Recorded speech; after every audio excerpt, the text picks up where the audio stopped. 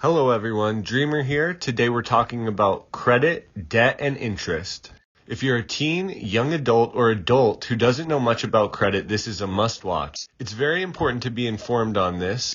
It's going to affect you and your purchase power for the rest of your life. Just knowing some basic things about credit is going to help all of us. I wish I knew some of these things when I was younger, before I went into adulthood. I found them out a little bit later, but once I knew these things, I was able to build my credit score quite high, and I hope that everyone who watches this video will be able to do the same. Credit is an agreement between a borrower, you, and a lender, like a bank, that allows you to spend the lender's money on something you want to purchase with the agreement that you, the borrower, will pay it back in the future, usually with interest. Interest is the amount above what you borrow that you have to repay as a fee for borrowing the money. An example would be, I spend $100 on my credit card that the lender or bank gave me, and when my statement comes, my total balance owed is $120. I can choose to pay it all at once or make a lower payment. Keep in mind that interest is still accumulating on what I still owe if I pay less than the full amount. One way to build your credit score if you don't have any credit history because you've never had a credit card or account that uses credit is secured credit cards. They can also be used to help people rebuild their score. Secured credit cards are cards that require a deposit to open the account. The credit limit of the card is usually equal to the security deposit. The reason for this is to ensure that the bank is not exposed to a lot of risk while also offering the customer an opportunity to build their credit through on-time payments and financial responsibility. Many financial institutions offer secured credit cards. Make sure to look around and find the one that fits best for you. I also encourage all my listeners to download a credit app like Credit Karma or another app that tracks your credit score. That way you can watch your score increase or decrease and take action on any information that has been reported incorrectly. Find whatever works well for you and be aware that these apps, although they are free, do offer applications through loan companies and credit card companies. Here is the range of credit scores that people can have. The highest score is 850. The range of 750 to 850 is considered excellent. The range of 700 to 750 is considered very good. The range 640 to 700 is considered fair. The range 580 to 640 is considered to need work. The range 360 to 580 is considered poor. Here are the credit factors that determine your score. We'll go through each one individually so you can understand them. There is payment history, credit card usage, derogatory marks, credit age, total accounts, and hard inquiries. Payment history is a record of all the payments you've made to the person that you have your line of credit with. What's important to keep in mind here is that any missed payments, late payments, will be recorded and do affect your payment history. So ideally, you want to make all of your payments on time, and that will keep you in the excellent range of 100%. Next up, we have credit card usage. Credit card usage is the percent of credit that you're using across all of your credit accounts. But to keep this simple, I'll give you an example. If I have one credit card and my limit is $100, then my total credit limit of all my accounts is $100. If I spend $10 in credit, then I'm using 10% of my credit card utilization. I want to keep my credit card usage under 30% to keep in the good, leaning to excellent range. And if I have multiple accounts, I don't want to spend over 30% of the credit limit on any one account or those accounts combined.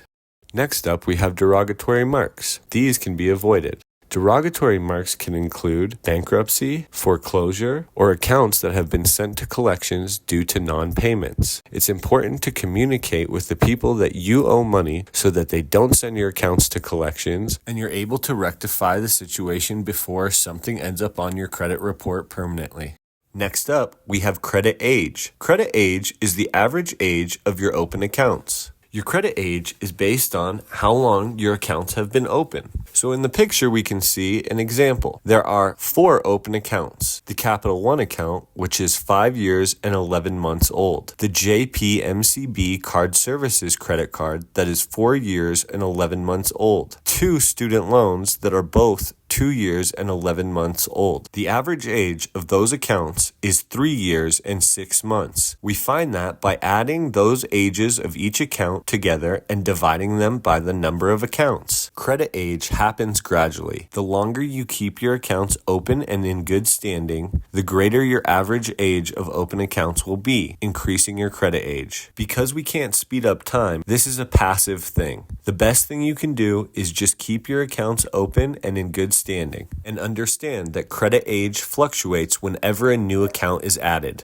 Next, we're going to talk about total accounts and hard inquiries. When I say total accounts, that refers to the number of accounts that you have open that affect your credit score. Those can be credit cards, student loans, personal loans, and car loans, to name a few. Creditors like to see that borrowers have multiple types of accounts. This shows that they are financially responsible and able to keep the accounts in good order. You can see in the example here, 9 total accounts with 6 open accounts and 3 closed accounts puts this person in the needs work category. However, quality of the accounts is more important than quantity of accounts. Keep your accounts in good order. You see at the top that for total accounts, one would have to have 21 or more accounts to have an excellent rating, 11 to 20 to have a fair rating, or 0 to 10 to have a needs work rating. The key component here is to only have as many accounts as you can handle, as this does not affect your credit score as greatly as some of the other factors we have covered.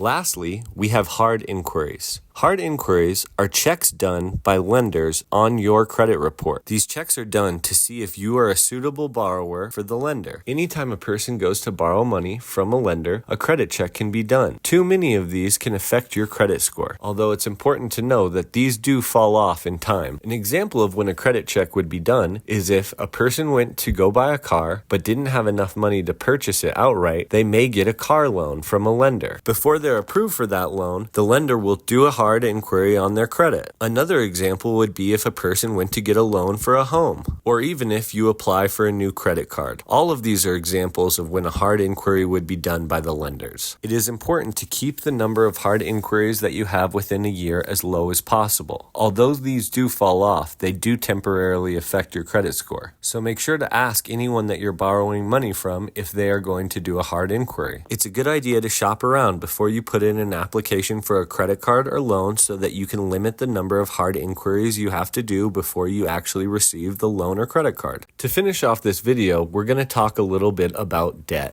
Debt is money owed to a borrower. Debt is often accrued to make purchases on things we couldn't afford at one time, like a car, a house, or other large purchases. It is what we use to build credit because it shows that we are able to borrow money and pay it back so other lenders will be willing to loan us more money. When you borrow money, you owe that sum and usually interest on whatever sum is borrowed, and that is the drawback of borrowing money. So if I borrow $100 now, I will have paid $100 in any interest accrued to pay off the loan. That is how borrowers make money for the service of lending, through interest. That's why it's important to know your interest rate before you lock into borrowing money. If you have debt, it is important to make more than the minimum payments each month and additional payments whenever you can, because the longer you carry the debt, the more interest you will pay over time. Pay your debt with the highest interest rate down first and ask your lender or bank what the rate is if you don't know. Every time you get paid, use as much as you can afford from that money to decrease the debt through a payment. Don't get discouraged or give up. Be consistent. You can become debt-free and your credit score will go up as you get closer and closer to becoming free of debt.